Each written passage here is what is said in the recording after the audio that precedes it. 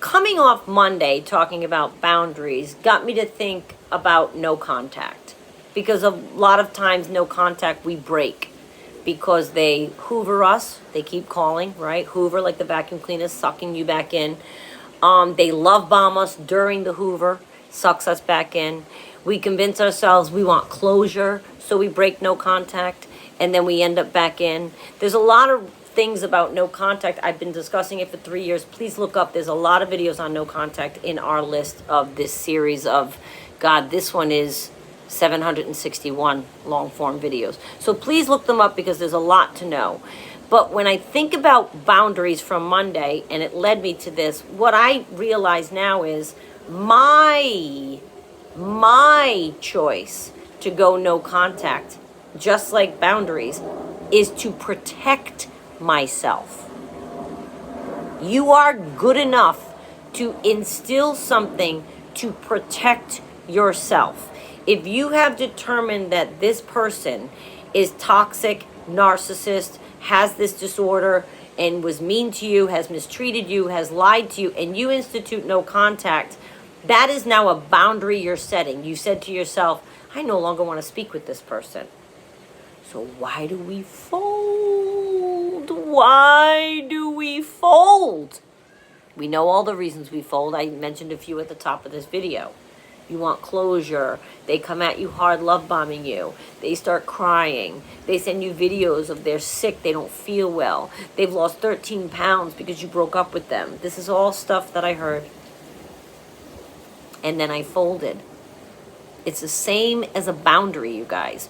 Do not fold. If you have intellectually, at a point that when you weren't maybe emotional, and you have intellectually with your mind decided, I no longer think it's healthy for me to, don't go back on that. That's a boundary you have now set. You know that contact with this person is going to be disastrous. It hasn't led you to anything good. It will not lead you to anything good. Yet we convince ourselves in the throes of being lonely and missing them and such that it's a good idea to take the call. It's a good idea. Just, what's one more conversation going to do? What's one more conversation going to do? And let me tell you what it's going to do. The same thing it does is when you break a boundary, which we discussed on Monday. You'll feel an overall sense of ickiness with yourself. When the phone call, or you taking the call, or you making them back a call, returning their call to the Hoover, and it goes badly because they again mistreat you, or then they fall off the face of the earth and ghost you, or it didn't go the way that you wanted, or you didn't get the closure you wanted, all of which are possible and probable with no contact with a narcissist. When any or all of those negative things happen, now you're sitting in another pool of pain and anguish because you broke a boundary you've set. That pain and anguish would not be here if you didn't break no contact. And if you think of no contact that you're establishing for these reasons as a boundary that you put up and don't budge on it, maybe it can more easily be grasped as a concept to protect you. It's not a punishment to them. No contact has nothing to do with the narcissist. I'm not punishing them because I don't talk to them anymore. And that's not what was in my mind when I went no contact in the beginning with the people with whom I've gone no contact. It has nothing to do with them. I don't care how they feel about it. I don't care if they're punished or mad about it or looking for me or wanting me to call them or wanting to have a last conversation. I could care less what they're thinking.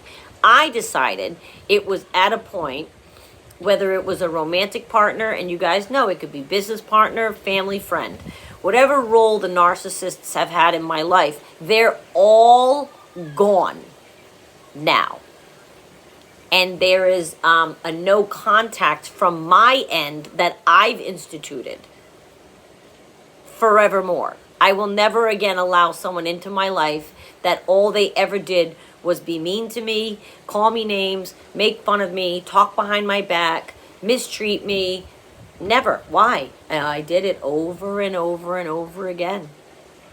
So the no contact, so the partners I've had will never be in my life again because I never maintain any relationships with anybody that's an ex, except my ex-husband and my high school boyfriend. We still talk. I met his wife. It's not, you know what I mean? But other than that, I don't do that. And especially if they were a narcissist, no, they're out of your life. But the peripheral narcissist in my life, I don't know, they may think one day they're going to talk to me again, but I've instituted no contact unbeknownst to them. They're probably waiting for a phone call, unless they figured out I had this channel and then they catch wind of my newfound enlightenment when it comes to narcissistic people and they think, oh, maybe that is me. Maybe Renee will never talk to me again. That's a boundary I've set for myself for my protection. No contact is for your protection. Because I promise you, if they are a toxic individual and you contact them again, you will have a whole other thing of pain that you now have to process. It's never going to go nicely. It's not, you got in a fight with somebody 5 years ago, they're not toxic, you reconnect, you work it out, you talk about it, and now you're friends again. That can happen all day long. I've seen it happen. But if you've determined that the person mistreats you and is mean to you and all this, and you've decided not to have contact with them, regard that as something you're doing for yourself and remind yourself that you're worth that. You're enough to be able to say, no, you know what? I don't allow that in my life anymore. And I'm not talking about a healthy person having a bad day.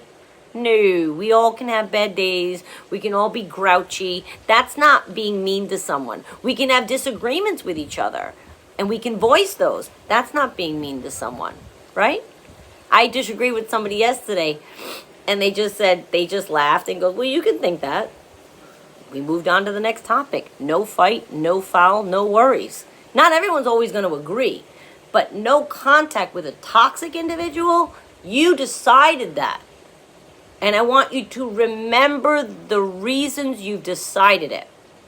I just had a client the other day talk about, I'm in it again. I folded with, I went back on my no contact. I'm in it again, and now I regret it, and now I'm going through the whole process all over again. Because it makes you feel like, you know how they count days, like in AA, you hear people say, I'm 376 days sober, whatever. No contact, you go from day one, right? So this person's like, I went a year, and now I'm starting all over again. It's okay, don't sweat it, that's all right. But start over again and remember the reasons. I don't want you to fold on no contact and be reminded of the reasons through pain. I'd rather you just recall the reasons, realize you are worth having those reasons, and you are good enough to maintain that boundary.